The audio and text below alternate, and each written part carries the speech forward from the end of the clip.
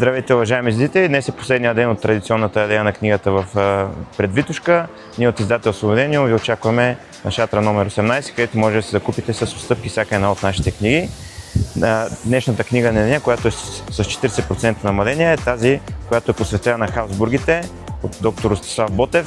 Една от най-могъщите династии в човешката история, която в продължение на около 6 столетия владее обширни територии на земите на днешните държави Австрия, Унгария, Испания, Нидерландия, чак до далечно Мексико. Предвид сериозното участие на тази династия в всички значими събития от европейското ново време, като реформацията, антиосманската борба и някои от кръстоносните походи, спокойно може да се приеме, че тяхната история е въобще и цялата история на целия континент е концентрирана в тях, така че хората, които се интересуват от този период към историята, могат да се насочат към тази книга. Само днес може да се я вземете с голяма отстъпка.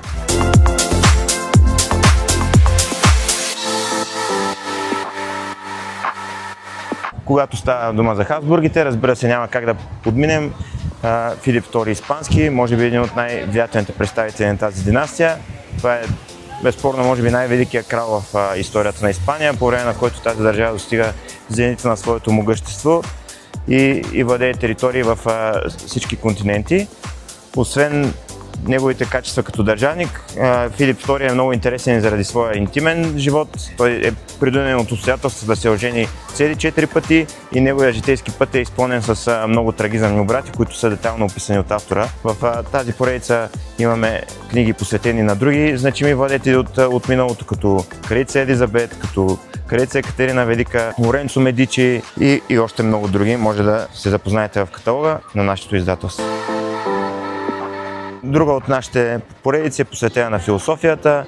Тук във всяка една от книгите са представени на кратко живота и идеите, които са вдъхновявали философия от ранга на Албер Камю, Блез Паскал, Марк Аврелий, Карл Юнг и още много други.